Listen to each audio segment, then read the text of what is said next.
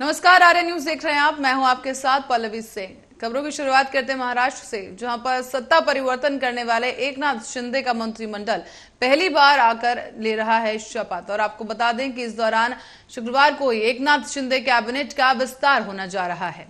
काफी माथापच्ची के बाद बीजेपी और शिवसेना के शिंदे गुट के बीच मंत्रियों के बंटवारे पर यह फैसला किया गया।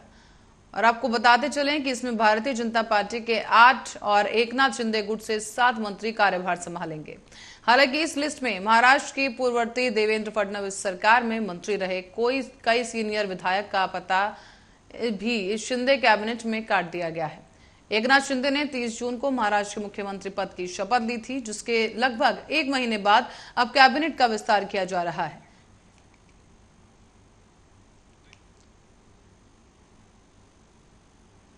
और राजधानी दिल्ली में मंकी पॉक्स का एक और मामला सामने आ गया है। आधिकारिक सूत्रों ने बताया है कि 31 साल की नाइजीरियाई महिला की रिपोर्ट पॉजिटिव आई है। और अब आपको बता दें कि अधिकारियों ने यह भी जानकारी दी है कि देश में पहली महिला है जिसमें मंकी पॉक्स के संक्रमण की पुष्टि हुई है। सूत्रों ने बताया है कि महिला को बुखार है और उसके हाथ में घाव है और उसे लोकनायक जयप्रकाश अस्पताल में भर्ती कराया गया। बताया यह भी गया है कि उसका नमूना जांच के लिए भेजा गया था और बुधवार को ही उसमें संक्रमण की पुष्टि की गई। साथ ही यह भी जानकारी सामने आई है कि हाल ही में उसकी किसी विदेशी यात्रा की जानकारी नहीं मिली है।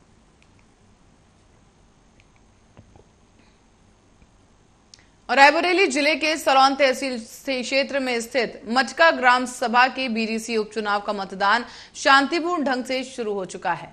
यहाँ आपको बता दें कि सुबह 7 बजे से ही मतदान शुरू हुआ और 8:45 तक ये मतदान चलेगा और 2 बूथों में पड़े 100 वोट। और आपको बता दें कि 2 दिग्गज प्रत्याशियों की प्रतिष्ठा और दाव पर है, जहां पर डी नसीराबाद और सलौन कोतवाली की पुलिस और नवांगतुक एसडीएम राजेंद्र शुक्ला, सीओ अमित सिंह और एसओ संजय त्यागी समेत नायब तहसीलदार और तमाम जो पुलिस के कर्मचारी हैं वो मौके पर मौजूद हैं। और आपको बता दें कि तमाम सुरक्षा व्यवस्थाओं के बीच में मतदान किया जा रहा है। आपको वहां से वीडियो भी दिखा दें कि किस तरीके से यहाँ पर पुलिस लोगों की मदद कर रही है और साथ ही तमाम पुलिसकर्मी यहां मौजूद हैं और शांतिपूर्ण ढंग से मतदान किया जा रहा है।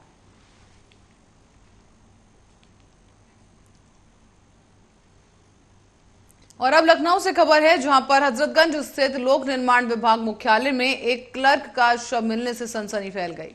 जानकारी के मुताबिक क्लर्क विपिन सिंह बताए जा रहे हैं, जो कि बुधवार को जब अपने घर नहीं पहुंचे तो पत्नी ने खोजबीन शुरू की। इसी बीच अचानक उनको फोन की घंटी बजी और उधर से बताया गया कि आपके पति की तबीयत खराब हो गई है, अब मुख्यालय आ जाइए। पत्नी अब सपना जैसे ही मुख्यालय पहुंची तब तक विपिन की मौत हो चुकी थी। वो फर्श पर पड़ा था और इसी बीच सूचना पर पहुंची हजरतगंज पुलिस को मौके से कई शराब की बोतलें भी मिली हैं। पुलिस ने विपिन सिंह के शव को अब कब्जे में लेकर पोस्टमार्टम के लिए भेज दिया है। साथ ही साथ फोरेंसिक टीम भी पीडब्ल्यूडी मुख्यालय पहुंचकर साक्ष्य जुटाने में लगी है।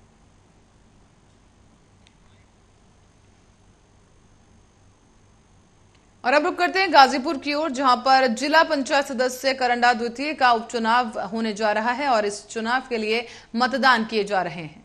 बताया जा रहा है कि विधायक अंकित भारती के इस्तीफे के बाद से ये पद खाली हो गया था और रिक्त जिला पंचायत सदस्य करांडा के वार्ड नंबर 41 के लिए उपचुनाव जारी है। बताया जा रहा है कि करांडा के 55 और देवकली के 20 बूथों पर सुबह 7 बजे से शाम 5 बजे तक के लिए मतदान किया जाएगा। तो वहीं आपको यह भी बता दें कि मतदान कराने के लिए 3 अगस्त को करंडा ब्लॉक मुख्यालय से 55 और देवकली मुख्यालय से 20 पार्टियां रवाना की गई और मतगणना 5 अगस्त को 8 बजे से कार्य समाप्ति तक की जाएगी।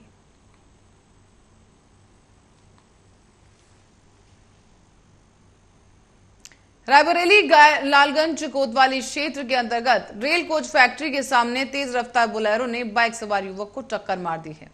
बोलेरो गाड़ी से बाइक की इस टक्कर की वजह से बाइक के परखच्चे उड़ गए, तो वहीं बाइक चला रहा युवक गंभीर रूप से घायल हो गया है। घायल युवक की पहचान बॉबी के रूप में की गई और आनन फानन में स्थानीय लोगों ने पुलिस को सूचना दी। मौके पर पहुंची पुलिस ने एम्बुलेंस की मदद से घायल युवक को अस्पताल में भर्ती करवाया है।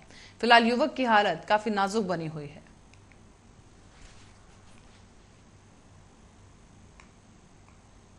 और खबर रायबरेली से है, जहां गरीबों के आवास में घोटाला करने वाले ठेकेदार समेत 3 इंजीनियरों के खिलाफ मुकदमा दर्ज किया गया। दरअसल मिल एरिया थाने में दर्ज किया गया ये मुकदमा और चक धरोहरा में IHSDP योजना के तहत बनाए गए थे ये आवास और 2007 में ये आवास बनाए गए। करीब 100 मकान बनाए गए थे और नगर पालिका को 2010 में हैंडओवर देते समय ही 3 साल में जर्जर हो गए ये मकान। बताया जा रहा है कि सीमेंट कम और बालू ज्यादा होने की वजह से चिनाई और प्लास्टर किया गया और नींव भी काफी कमजोर बताई गई है। घटिया मानक और घटिया सरिये का भी यहाँ पर इस्तेमाल किया गया है। आपको बता दें कि अब इसी को देखते हुए अज्ञात ठेकेदार समेत अवर अभियंता अरुण कुमार डूडा और DP मिश्रा सहायक अभियंता RES और EN सिद्दीकी अधिशासी अभियंता समाज कल्याण निर्माण निगम के खिलाफ ये मुकदमा दर्ज किया गया है। गरीबों के आवासों के नाम पर घोटाला करने वालों के खिलाफ आखिरकार योगी सरकार जागी है और जो है अज्ञात ठेकेदार सहित 3 इंजीनियरों के खिलाफ जो है वो मुकदमा पंजीकृत कराया गया। ये वही बिल्डिंग है जो मिल एरिया थाना क्षेत्र के पीछे चकधौराला गांव में स्थित है। कैमरामैन से कहेंगे दिखाएं। ये 2007 में इन मकानों का निर्माण किया गया है। 100 से ज़्यादा मकान है और 3 साल के बाद जो है नगर पालिका को हैंडओवर किया गया, लेकिन घटिया मानक, सीमेंट और जुड़ाई की कमी से ये 3 साल में ही जर्जर हो गए हैं। हम कैमरामैन से कहेंगे कि वो आए साथ में। के जो परिवार हैं ये पूरी तरह से इसमें जो गुजर बसर कर रहे हैं वो मौत के साये में जीने को मजबूर हैं। ये देखिए आप, ये फर्श की स्थिति देख लीजिए आप यहाँ पर, और इस तरह ये लोग जीवन जी रहे हैं। ये छत कब गिर पड़े और कब जो है इनके परिवार को दिक्कतों का सामना करना पड़े। इसी घर में रहने वाले हमारे साथ एक साथी हैं, इनसे जानते हैं कि क्या क्या दिक्कतें आती। क्या नाम है आपका? आकाश सोनकर।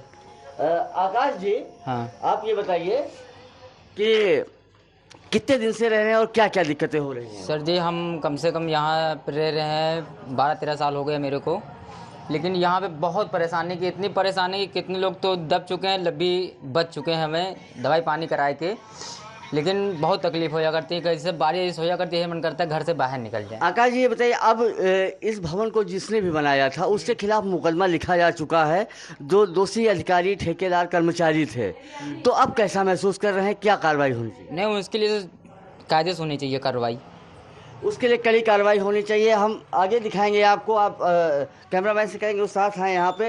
ये देखिए, ये स्थित है इन मकानों की, जो मकान पूरी तरह से जो है जर्जर हो चुके हैं। यहाँ पे चलने में भी डर लग रहा है। ये जीने की छत है जो पूरी तरह से गिर चुकी है। और इन स्थितियों में, इस भारी बरसात में इन लोगों का जीना दुश्वार हो रहा है। अब देखते हैं यहाँ पर ये लोग खड़े हैं, जो हल्की भी बारिश होती है तो तुरंत जो है घर से बाहर निकल आते हैं कि कहीं घर की छत न गिर पड़े। हमारे साथ कुछ और साथी हैं, इनसे भी जानते हैं जो यहाँ के निवासी हैं कि किन किन दिक्कतों का सामना करना पड़ता है। क्या नाम है आपका? मिथुन। मिथुन जी, आप लोग रहते हैं जर्जर मकान में, क्या दिक्कतें आती है? क्या बहुत दिक्कतें यहाँ पे हैं सर। छत टूटा है पूरा हमारा, बरसात होती है यहाँ मन करे बाहर निकल जाए घर से बाहर हम लोग। तो जब बारिश शुरू होती है तो आप लोग घर के बाहर चले जाते हैं? क्या आप जीना के छत नीचे रहते हैं हम लोग, घर में थोड़े रहते हैं। अच्छा ये बताइए कि जो है अब जो जिस कंपनी ने, जिस इंजीनियर ने इसको बनाया था उसके खिलाफ मुकदमा लिख गया है। बिल्कुल कार्रवाई करना ही है। कार्रवाई तो कैसी कार्रवाई चाहते हैं? सीधा जेल। सीधा जेल। तो इन लोगों की ये मांग है कि जिसने भी गरीबों के आवासों के नाम पर घोटाला किया उसके खिलाफ एक कड़ी कार्रवाई होनी चाहिए, ताकि जो है गरीबों के आवासों में जो घोटाला करने वाले अधिकारी उनको एक सबक मिले और भ्रष्टाचार पर अंकुश भी लगाया जा सके। कैमरामैन विपिन के साथ ओम शंकर शुक्ला, आर्या न्यूज, रायबरेली। और अब बढ़ते हैं अगली खबर की ओर। फतेहपुर बोतल में पेट्रोल न देना इस सेल्समैन को भारी पड़ गया। लगभग 1 दर्जन लोगों ने इस कर्मचारी के साथ गाली गलौज की और फिर बाद में हाथापाई शुरू कर दी। बताया जा रहा है कि हाथापाई करने के बाद आरोपी लगे हुए सीसीटीवी कैमरा में कैद हो चुके हैं। सीसीटीवी कैमरा की फुटेज हम आपको भी दिखा रहे हैं। यहाँ पर आप देख सकते हैं कि पेट्रोल पंप पर ये मारपिटाई हुई है और बताया जा रहा है कि आरोपी कुछ दबंग यहाँ पहुंचे थे और बोतल में पेट्रोल मांग रहे थे, लेकिन इस बीच पेट्रोल पंप कर्मचारी ने पेट्रोल देने से इनकार कर दिया, जिसके बाद पहले तो गाली गलौज की गई और उसके बाद ये छोटा सा विवाद मारपीट में बदल गया। बताया जा रहा है कि ये पूरी घटना पेट्रोल पंप पर लगे सीसीटीवी कैमरे में कैद हो गई है। सूचना पर पुलिस भी पहुंची और सीसीटीवी फुटेज के आधार पर आरोपियों की पहचान की जा रही है। हदगांव थाना क्षेत्र के मोहलिया स्थित एक पेट्रोल पंप का यह मामला बताया जा रहा है। तेल दे रहे थे, हमें गाली देने लगे, लोग को मारने लगे थे। हम लोग मना कर रहे थे कि बोतल में तेल नहीं देंगे, वो मारना शुरू कर दिए। कितने लोग थे? 10-15 लोग थे। कहाँ के रहने वाले हैं? बीमारी के हम लोग तेल दे। और इस वक्त की एक बड़ी खबर की ओर रुख करेंगे जो कि सामने आ रही है। बॉलीवुड से जुड़ी एक बड़ी खबर, एक दुखद खबर बॉलीवुड के लिए सामने है, जहां पर आपको बता दें कि बॉलीवुड अभिनेता मिथिलेश चतुर्वेदी का निधन हो गया है। हृदय रोग की बीमारी के चलते मिथिलेश की जान चली गई और बॉलीवुड से एक बड़ी दुखद खबर इस वक्त की आपको बता रहे हैं। Popular film actor Mithilesh Chaturvedi का निधन हो गया है। बताया जा रहा है कि वो इस दुनिया में नहीं रहे, दुनिया को अलविदा कह चुके हैं और मिथिलेश के निधन की खबर आने के बाद से फिल्म इंडस्ट्री में शोक की लहर दौड़ गई। बताया जा रहा है कि मिथिलेश चतुर्वेदी ने 3 अगस्त की शाम को ही लखनऊ में आखिरी सांस ली थी और वो हार्ट संबंधी समस्याओं से जूझ रहे थे। मिली जानकारी के अनुसार कुछ समय पहले ही मिथिलेश चतुर्वेदी को हार्ट अटैक आया था, जिसके बाद वो होम टाउन लखनऊ शिफ्ट हुए ताकि सेहत की देखभाल हो सके और फिर वो रिकवर हो सके। लेकिन दुर्घटना घटी और आपको बताते चले कि दुखद खबर इस वक्त ही जहां पर मिथिलेश चतुर्वेदी का निधन हो गया है।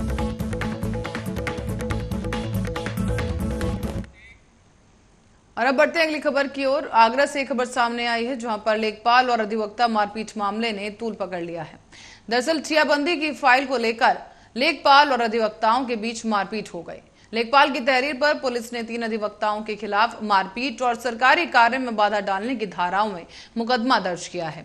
एक पक्षीय कार्रवाई के विरोध में एकजुट हुए अधिवक्ताओं ने एसडीएम वहां चोर है के नारे लगाए। उप जिलाधिकारी के सामने भी विरोध प्रदर्शन किया गया और जमकर हंगामा काटा गया। बताया जा रहा है कि एक पक्षी कार्रवाई होने के कारण ये प्रदर्शन किया जा रहा है और साफ साफ ये आरोप लगाया जा रहा है कि प्रशासन एक पक्षी कार्रवाई कर रहा है और इसी के विरोध में अधिवक्ताओं ने कलम बंद हड़ताल शुरू कर दी। घटना ये हुई है कि जब हम सुबह यहाँ आए तो तहसीलदार साहब से हमारी पहले बात हो गई थी, तो उन्होंने कहा था कि मुझसे चैम्बर में आके मिलना। तो हम वहाँ गए तो वहाँ पे न्यायालय में एक फाइल मतलब एक सरकारी जो काम था उसके रिगार्डिंग वकीलों से वो बातचीत चल रही थी। तो जो मैं भी वहाँ उपस्थित हुआ तो वो नाजायज़ दबाव बना रहे थे हमारे ऊपर कि इस काम को करो।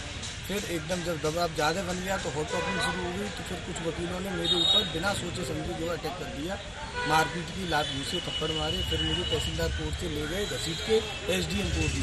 वहाँ में भी वकीलों ने सुशील भदौरिया वकील हैं, चंद्रेश यादव है, वीरेश तिवारी हैं, इन लोगों ने जो है लात घूसे की मारपीट 24 की मुझसे जो पत्रावली को लेके हम साथी अधिवक्तागण तहसीलदार साहब से वार्तालाप करने गए थे और उसके लिए हमें हमारे श्रीमान उप जिलाधिकारी महोदय ने भेजा था कि आप जाके उनसे बात करो। बातचीत हो रही थी, उसी दरमियान वहाँ 3 या 4 लेखपाल अचानक उसके आए और धक्का मुक्की करते हुए अधिवक्ताओं को बाहर धकेलने लगे। सूचना जैसे ही बाहर पहुंची तो अधिवक्ताओं का जैसे ही आना शुरू हुआ तो ये लोग निकल के एसडीएम चैम्बर में चले गए। इन्होंने हमारे एल्डर कमेटी के चेयरमैन श्री अखिलेश कुमार तिवारी जी के साथ अभद्रता की, गाली गलौज की, जो कतई सहन के बाहर की बात है, वरना सहन की। मध्य प्रदेश की राजधानी भोपाल में ईओडब्ल्यू के छापे में बेनकाब हुए चिकित्सा शिक्षा विभाग के क्लर्क हीरो केसवानी के मामले में नई जानकारियां सामने आ रही हैं।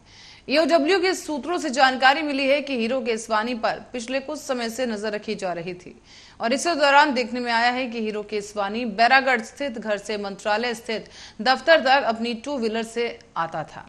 इससे किसी को उसकी शान शौकत के बारे में शक न हो और पहली बार हीरो केसवानी तब शक के दायरे में आया जब उसने जीव सेवा संस्थान की बेशकीमती जमीन खरीदी। इस जमीन से जुड़े एक मामले पर पहले से ही ईओडब्ल्यू जांच कर रहा था। और आपको ये बता दें कि ईओडब्ल्यू को अब तक हीरो केसवानी के घर की तलाशी के दौरान बड़ी संख्या में नकद और ज्वेलरी की रसीदें, जमीनों के कागजात समेत काफी सारी ऐसी चीजें मिली हैं जो उन्हें शक के दायरे में लाती हैं। हीरो केसवानी के घर से लगभग 85 लाख रुपए नकद जब्त किए जा चुके हैं और इसके अतिरिक्त करोड़ों रुपए की जमीन और मकानों के दस्तावेज भी जब्त किए गए। अब बताया जा रहा है कि हीरो केसवानी के घर से जमीनों के सौदे के अनुबंध से संबंधित कई दस्तावेज बरामद किए गए। आरोपी के पास से लगभग 4 करोड़ रुपए की संपत्ति होने से संबंधित दस्तावेज भी मौजूद हैं।